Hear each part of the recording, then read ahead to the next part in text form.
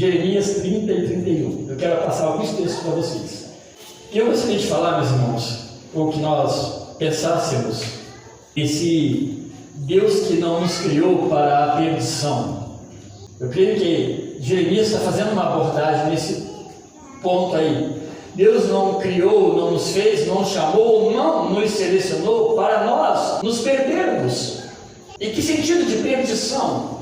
É perdição mesmo eterna. É o homem viver e após a sua morte, ele não ter mais esperança nenhuma. Deus não nos criou para isso. Deus nos criou para glorificá-lo. E Jeremias, nesse capítulo especialmente 30 em diante, 31, 32, ele vai tratar de Deus restaurando o seu povo, Israel. Mas a visão do profeta que Deus dá a ele é uma visão que vai além daqueles dias e daquela restauração de Judá. É uma visão lá longe, e nós vamos chegar nisso. Jeremias, o nome dele significa Deus exalta. Eu não sei se esse nome é exclusivamente para o próprio Jeremias, ou talvez, quem sabe, ele esteja falando a referência à mensagem ao povo de Israel, ao Deus que exalta o povo que foi para o cativeiro. Pode ser. Jeremias foi um profeta desse tempo em que ele vai ver o pecado de Israel e ele vai presenciar o resultado do pecado, que é a condenação e a ida para o cativeiro. E ele vai profetizar a restauração. Isso tudo acontece com Jeremias, né? Então, pode ser que seja uma referência ao próprio Israel exaltado e restaurado. Ele vai profetizar em que tempo? Ele vai profetizar nos últimos tempos de Israel, os últimos reis de Israel, é que Jeremias profetiza. Ele prega nos últimos, até o ponto que ele também é envolvido no meio daqueles que vão para o cativeiro. É interessante quando lemos Jeremias, né, a história de Jeremias, que ele é poupado. Ele é como que agraciado por Nabucodonosor, que mata reis, destrói líderes, mas Jeremias ele dá a opção, seu comandante dá a opção: o que você quer fazer? Você quer ficar? Você terá suprimentos para ficar aqui? Se você quer ir para onde? Jeremias teve essa alegria, né? Se a gente pode usar essa expressão, porque era tempo de sofrimento para todos eles. O coração dele estava muito triste, mas pessoalmente ele teve essa oportunidade. A mensagem dele se cumpre no próprio ministério dele, no próprio tempo dele, tudo acontece. Ele prega uma mensagem de condenação, né, de juízo para Israel, e ele participa disso, ele vê isso acontecendo. Ele foi um profeta muito solitário por causa da sua própria mensagem, por causa que ele pregava a palavra de Deus. Ele se tornou um homem solitário, um homem sozinho, um homem sem amigos. Jeremias não tinha amigos, ele não tinha um rei que era amigo dele, ele não tinha um grupo de pessoas que era amigo dele, porque ele pregava que o povo ia para o cativeiro e ninguém queria ouvir isso. Ninguém queria ouvir a mensagem de Jeremias. Ele foi também impedido por Deus de casar e ter filhos, porque Deus estava dizendo: essa geração, esses que vão nascer, né, a partir de agora, e que já estão vivos e que estarão vivos, eles serão maltratados, irão para o cativeiro, muitos morrerão. E o fato de ele não ter filhos, não poder se casar por ordem de Deus, tinha a ver com isso, para que ele não sofresse mais do que isso. Também, meus irmãos, ele correu risco, ele correu ameaças por causa da mensagem impopular. Prega a mensagem impopular. Os deputados, os governantes, eles não fazem coisas impopulares, por mais que sejam boas. Prega a mensagem popular. O povo não gosta de mensagem impopular, e você vai ser condenado de alguma forma, porque a sua mensagem popular fala que determinadas coisas são pecado. Você vai ser condenado pela justiça legal. Jeremias foi esse homem, o tempo todo. Ele se opôs às autoridades, ele viveu num tempo turbulento, tinha muitas ameaças políticas externas. Jeremias conviveu com falsos profetas, intensamente, pessoas que deveriam ser colegas de ministério, não eram colegas de ministério, era uma ameaça ao ministério dele por parte de Deus. O pano de fundo religioso é de um domínio idólatra, plenamente idólatra, meus irmãos, e se acentuou demais com Manassés. Manassés pode ser do avô, não confio, avô de Josias, que fez uma reforma. Jeremias é bem contemporâneo dessa reforma. O que nós percebemos é que a reforma de Josias, eu devo pegar sobre isso, no derivamento, no final do mês, quando as mulheres, usar esse texto de Josias. Essa reforma de Josias foi uma reforma maravilhosa, porém, ela foi uma reforma impopular também, ela não surtiu muito efeito. E o povo foi condenado, foi para o cativeiro. Jeremias está nesse tempo, nesse período, onde Manassés deixou uma herança terrível. Uma das poucas coisas que ele fez foi sacrificar os filhos no vale de Inom, ao deus Baal. E isso acabou com a vida de Israel. Vamos lá, meus irmãos. A gente conhece bem a história da criação. Deus cria as pessoas para a sua glória, Deus cria o homem para a sua glória, mas a gente sabe também que a queda afastou o homem de Deus, o pecado afastou o homem de Deus. Deus, meus irmãos, por certo, amou o homem, mas o homem passou a viver do seu jeito e tentar a solução do seu jeito. E Deus inicia seu plano de recriação. Desde Gênesis, Deus já inicia o plano de recriação. Deus vai firmar alianças.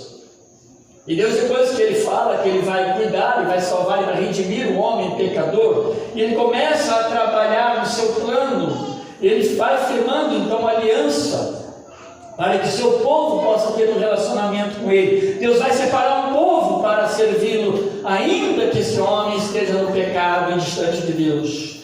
Deus deseja também que este povo responda com atos de obediência. Deuteronômio 7, de 6 a 11 é maravilhoso, meus irmãos, porque ele fala que Deus esperava desse povo ali antes de entrar na terra prometida.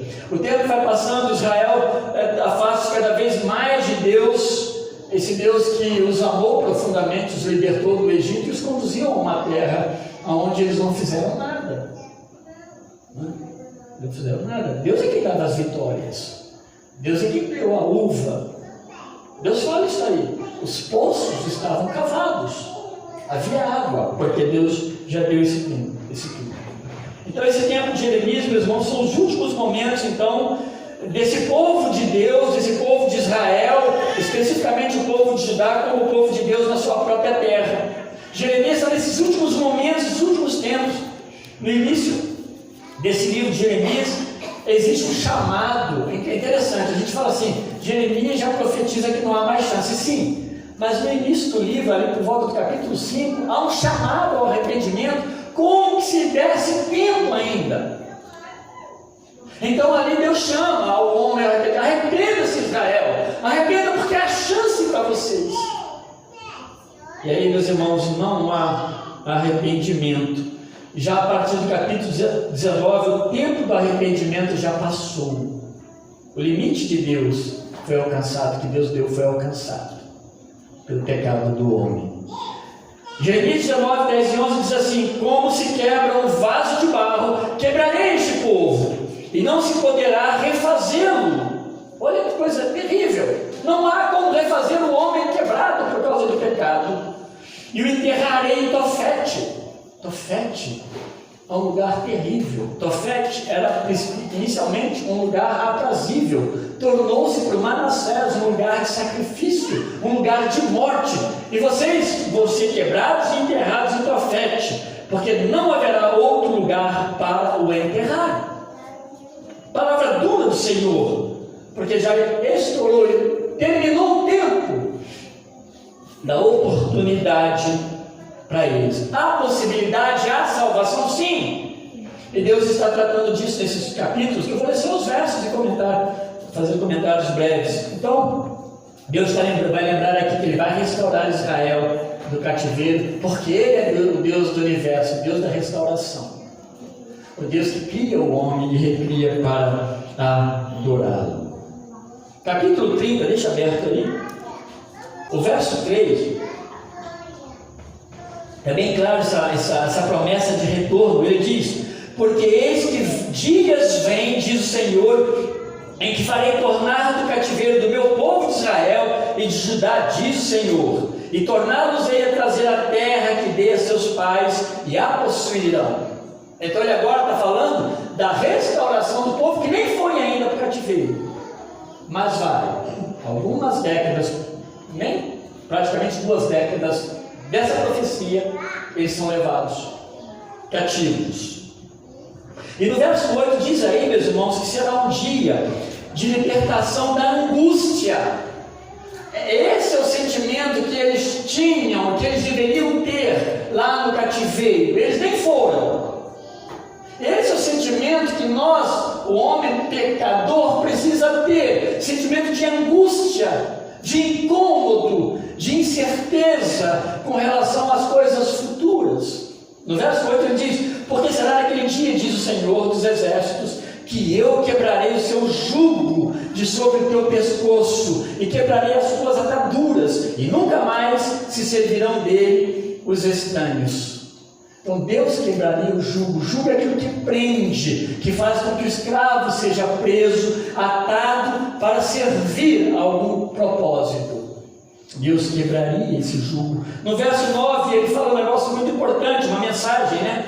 Olha o que ele diz assim: mas servirão ao Senhor seu Deus, como também a Davi, seu rei, que lhes levantarei. Interessante que ele está falando aqui de uma promessa muito além de uma promessa de redenção momentânea. O processo de redenção de Israel pós-cativeiro é um processo de Deus muito maior, que Deus iria fazer pelo homem, para que nós hoje fôssemos filhos de Deus, ou chamados de filhos de Deus. Versos 12 e 13, ele diz que Israel estava numa situação cujo mal, meus irmãos, é incurável, é uma sentença impagável. Olha o que diz aí: porque assim diz o Senhor, o teu quebrantamento é mortal, e a tua chaga é dolorosa. Não há quem defenda a tua causa para que possa ser curado. Não tens remédios nem plástico que possa curar a sua dor, o seu pecado e o seu mal. Deus está mostrando então a consequência da desobediência, o cativeiro e uma chaga incurável. Não tem como ser curado se Deus não agir em favor deles. Ele diz no verso 14, eu não vou ler, que aqueles que eles serviram, que eles amavam, que era idolatria, que eram outros povos, se esqueceram deles, os abandonaram. Sempre, meus irmãos, é Deus que cuida de mim e que cuida de você. E finalmente no verso 22 desse capítulo, Deus sela essa promessa, porque Ele é Deus. Olha o que Ele diz aí: e ser-me-eis por povo, e eu vos serei por Deus.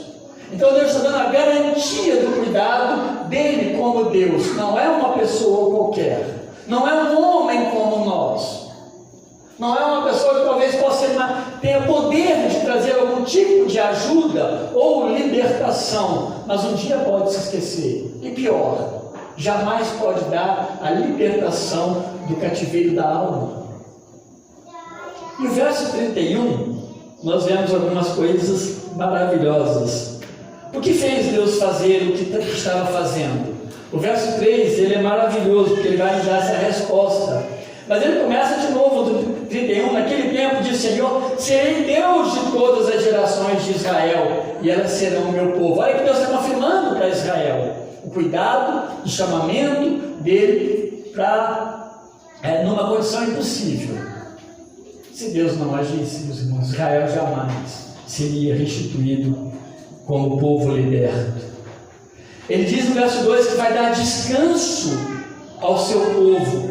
E aí, uma coisa que a gente precisa pensar: Israel, quando ele está no cativeiro, no caso aqui o cativeiro babilônico, ele está cansado, né? Ele ficará cansado, ele não terá paz, ele não está na sua terra.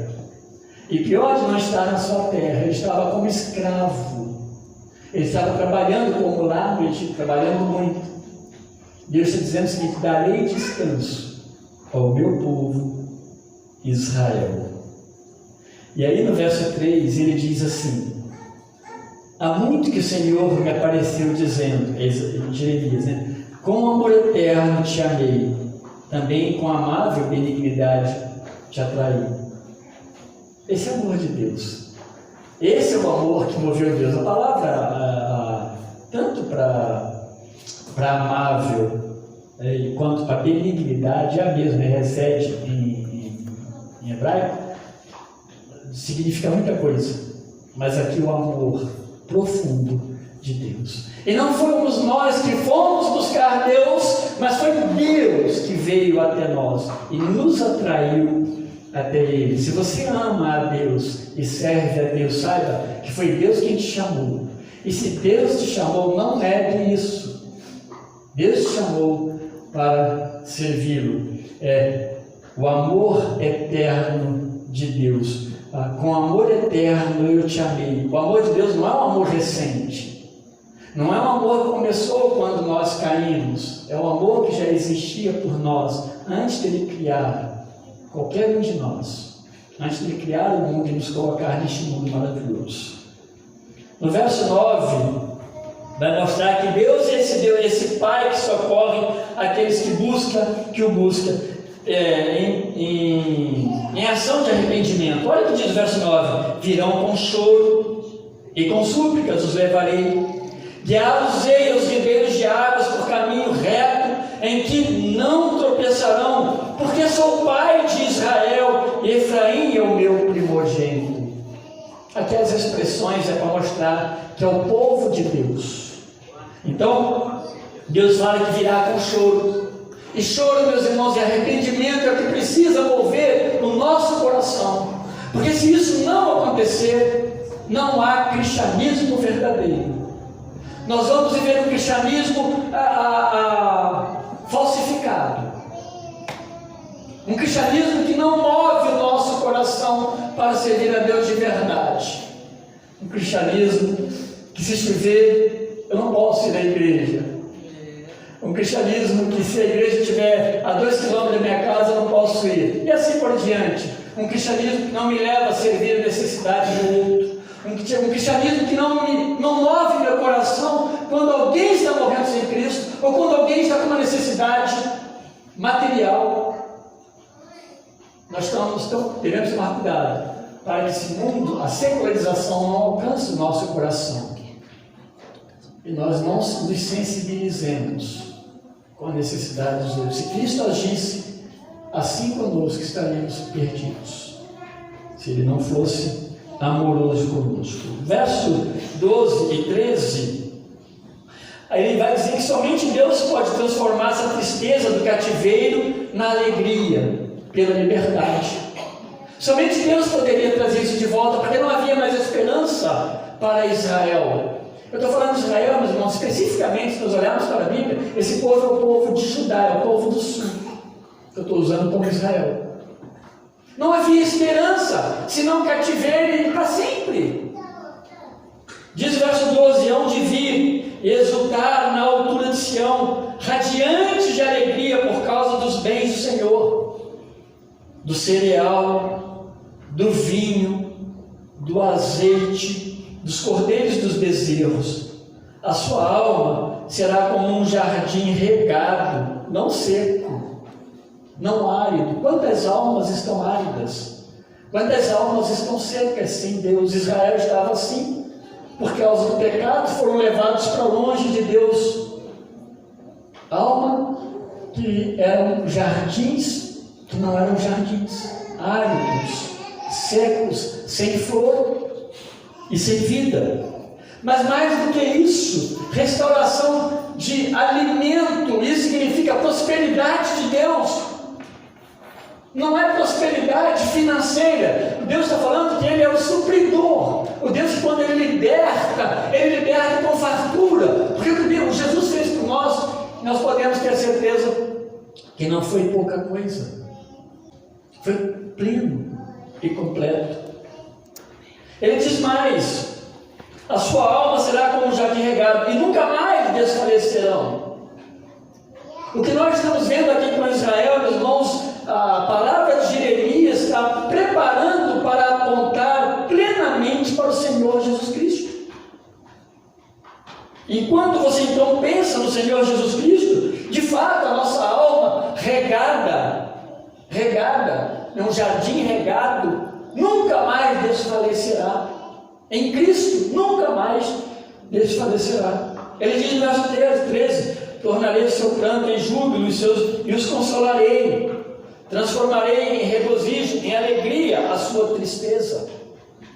Fartura, quando a gente olha principalmente para a fartura aqui, diversas vezes Deus promete, lá em Deuteronômio capítulo 7, Deus promete que se, quando eles pecassem, fossem para o cativeiro, e houvesse arrependimento, e Deus os trouxesse de volta, Deus os daria alimentos, Deus supriria as suas necessidades, plenamente, sem falta nenhuma.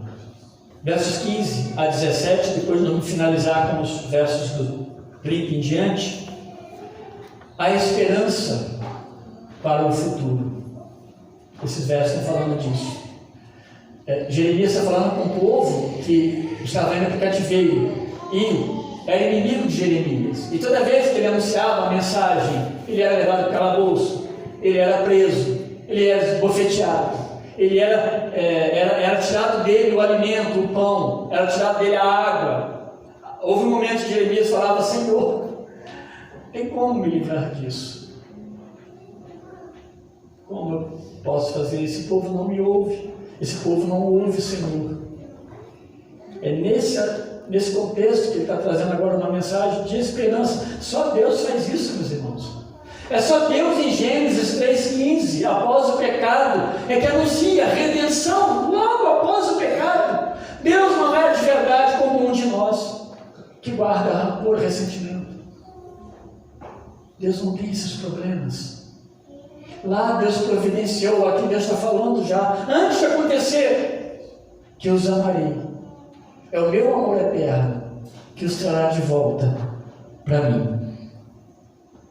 Assim diz o Senhor: ouviu-se o clamor, verso 15, ouviu-se o clamor em Ramá, pranto e grande lamento, era Raquel chorando por seus filhos, e inconsolável por causa deles, porque já não existem. A ideia aqui, meus irmãos, é esse choro simbólico de Raquel. Ramá é a cidade possivelmente onde Raquel foi sepultada anos, séculos atrás, mas um choro por causa do cativeiro. E é interessante que lá em Mateus capítulo 2 é repetir isso, essa passagem aqui de Jeremias, quando as crianças foram mortas por Herodes e Jesus foi poupado e mandado para o Egito. Nos dois casos, Deus entra com esperança. Aqui, Deus está falando: há esperança, há choro, mas haverá esperança. E lá também, a esperança do próprio Senhor Jesus Cristo, que Deus estava separando e preparando para a redenção plena da alma do homem. Verso 16: assim diz o Senhor: reprime a tua voz de choro e as lágrimas de teus olhos, porque há recompensa para as tuas obras, diz o Senhor, pois os teus filhos voltarão da terra do inimigo. Verso 17: há esperança para o teu futuro, diz o Senhor, porque os teus filhos voltarão para os teus territórios. Então há esperança. Deus está falando no tempo de condenação e juízo. Deus está falando que há esperança. Deus age assim. Deus não deixa de punir o pecado. Deus é um Deus tão justo que ao mesmo tempo Ele também traz redenção e promete redenção por causa do seu amor eterno pelo homem que Ele criou à sua imagem e à sua semelhança. Eu quero finalizar, meus irmãos, com os versos 31 até o 35. Ele está falando da restauração de um pequeno Israel para uma grande obra de redenção feita pelo Messias. Jeremias é esse profeta que ele fala claramente da aliança de Deus em Cristo Jesus. Acaba-se a aliança passada, ela terminou. O homem foi infiel, incapaz de cumprir, obviamente, as exigências. Foi desobediente. Não é cumprir a lei, é ser desobediente a Deus, transgredir a lei de Deus. Infelizmente, Gente, o homem, ele é muito bom nessas coisas. Se nós não tivéssemos um Redentor, estaríamos perdidos para sempre. A restauração de um pequeno povo, que agora vem para cá, volta um pequeno grupo, aponta para uma grande obra de redenção, uma grande missão pelo Messias. Eis, verso 31, aí vem dias, olha só, está olhando lá para frente, em que firmarei nova aliança com a casa de Israel e com a casa de Judá. Não mais aliança antiga, a nova aliança, aquilo que nós vimos na ceia, a nova, o sangue da nova aliança, a aliança perfeita, não conforme a aliança que fiz com seus pais, no dia em que os tomei pela mão, para os tirar da terra do Egito, porquanto eles anularam a minha aliança, não obstante, eu os haver desposado, diz o Senhor. E aqui, meus irmãos, essa palavra desposado é uma palavra de um marido com relação à esposa, uma palavra de amor, de carinho, de cuidado. Não obstante, eu haver cuidado de Israel como esposa, suprido, dado, amor, dado, suprir todas as necessidades. Esse é o sentido. Israel se rebela e vira as costas para Deus. Ele quebra a aliança com Deus. Porque esta é a aliança que firmarei com a casa de Israel depois daqueles dias, diz o Senhor. Na mente lhes imprimirei as minhas leis, também no coração lhes escreverei. Eu serei seu Deus, eles serão o meu povo. Não ensinará jamais cada um ao seu próximo, nem cada um ao seu irmão, dizendo: conhece o Senhor, porque todos me conhecerão, desde o menor até o maior deles, diz o Senhor, pois perdoarei as suas iniquidades e os seus pecados, jamais me lembrarei. E ele termina 35, assim diz o Senhor, que dá sol para a luz do dia, e as leis fixas, a lua e as estrelas para a luz da noite, que agita o mar e faz bramir as suas ondas. Não é qualquer um que está falando aqui. Vem dias, ele está dizendo que vai chegar o dia do Messias, o grande dia, em que Deus celebrará a nova aliança com o seu povo. A antiga aliança, meus irmãos, de Abraão, lá de Moisés, ela foi quebrada por causa do próprio pecado do homem. E ele se afastou de Deus. E essa nova aliança, então, ela será firmada em quem? Tão somente em Cristo, pela graça de Cristo. Isso, meus irmãos, através da morte e ressurreição de Cristo, tira o homem. Tira o homem de participar. Na verdade, ele nunca participou. Mas Deus está mostrando aqui a sua graça plena em Cristo, em que mesmo o homem sendo pecador, arrependido, Deus o perdoa e o recebe como filho. Lá em Hebreus 8,7 diz que se a primeira aliança ela não tivesse nenhum tipo de defeito, ela não fosse quebrada, ela não tivesse pecado, não se buscaria a segunda. Mas por que buscou a segunda? Porque de fato, Deus sabia disso, né? O homem quebrou a aliança com Deus. Aquela antiga lei estava escrita nas tábuas de pedra. A nova lei, o que está dizendo? Está escrita no coração do homem. E ela habita no coração do homem, por quê? Porque o Espírito Santo de Deus habita dentro de nós. Essa nova lei, meus irmãos, ela é internalizada em nós. Ela não fica por fora. Você não precisa olhar lá para Deuteronômio capítulo 6 e precisar botar nas suas testas, embora seria bom, né? E amarrar aqui e fazer uma porção de coisa. Porque a lei de Deus vai cair no coração dos filhos de Deus. Os filhos de Deus amarão a lei de Deus e as terão como regra de fé e prática. E eu serei o seu Deus, ele diz no verso 3 no final, e eles serão o meu povo. Não há povo de Deus apenas por nomeação. Não há igreja de Deus porque ele decidiu ser igreja de Deus e botou uma placa. A igreja de Deus passa por indivíduos, passa por pessoalidade, por personalidade. A igreja de Deus é formada por arrependidos. Não é um monte de pessoa que pega e decide colocar uma placa de igreja. Por isso, cada um que entra na igreja de Deus entra pelo processo da salvação. Não há outro. Passa por Cristo. Ele diz que Ele é a porta. Não tem outro caminho, não tem outro meio, não tem outra forma. Ele diz que todos que Ele chamar o conhecerão, no verso 34. Porque vão receber uma nova direção. Esses que Deus chamar receberão nova direção nas suas vidas. Por isso, meus irmãos, não é qualquer pessoa que ama a Deus. Ela pode gostar de Deus, mas amar a Deus não. A igreja precisa entender isso e amar a Deus. E quando nós amarmos a Deus, nossa vida vai sendo mudada. A sua vida como crente vai mudando se você de fato amar a Deus. Mas se nós não amarmos a Deus, nós vamos mostrando que nós não amamos a Deus. Dia a dia, nós conseguimos mostrar que nós não amamos de fato a Deus. Que não seja assim a igreja de Jesus Cristo. E a base dessa nova aliança em Cristo será o perdão do pecado de cada arrependido. Aqui ele diz assim, no 34, eu quero finalizar com isso. E não ensinará alguém mais ao seu próximo, nem alguém ao seu irmão, dizendo, conhecer o Senhor, porque todos me conhecerão, desde o menor deles até o maior, diz o Senhor, porque perdoarei a sua maldade, e nunca mais me lembrarei de seus pecados. Hebreus lembra isso. Deus não lembra do nosso pecado, senão Deus seria mentiroso. Ele não se lembra.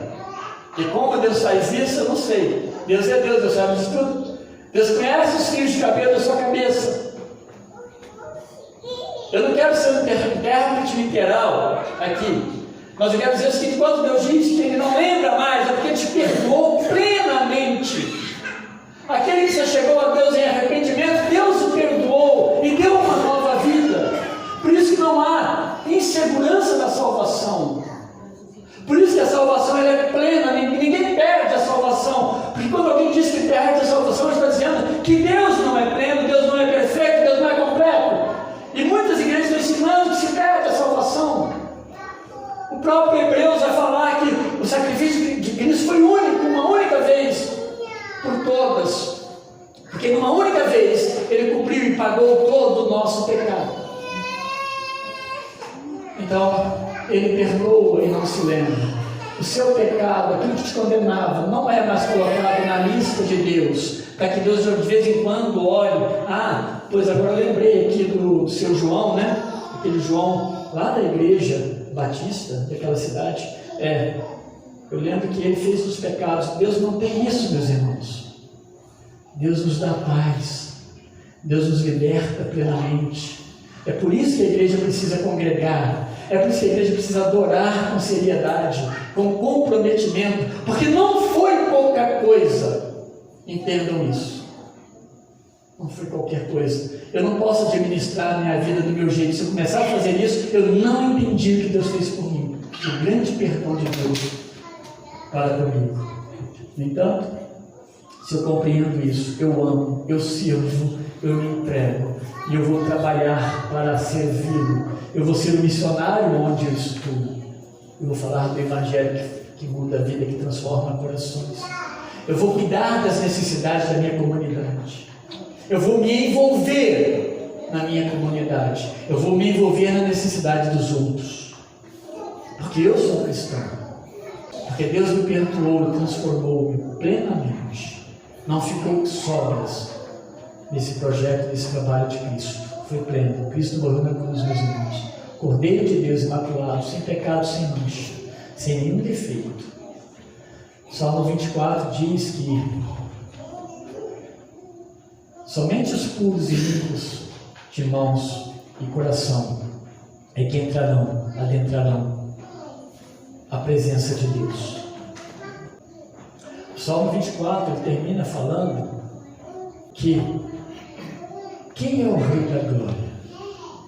E aquela expressão ali, todo aquele contexto, ele vai trazer o significado do Cristo que morre na cruz, é sepultado, vai aos céus, adentra a grande porta e abre o acesso para que nós pudéssemos não somente entrar, mas antes disso, sermos limpos e puros de mãos e coração.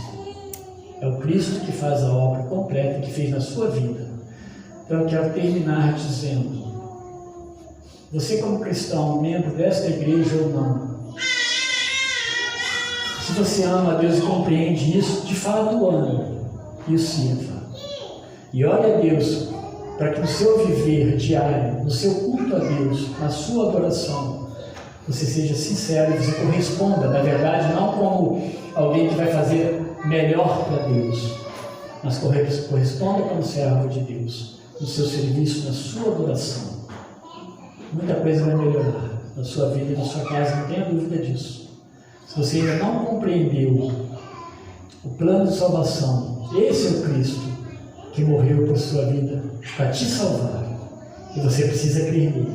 E se você não tem certeza da salvação, hoje é a oportunidade de você se encurvar diante de Deus e ter a certeza que, se você falar com ele: ó Senhor, eu não tenho certeza que sou salvo, mas eu sei que o Senhor pode me salvar.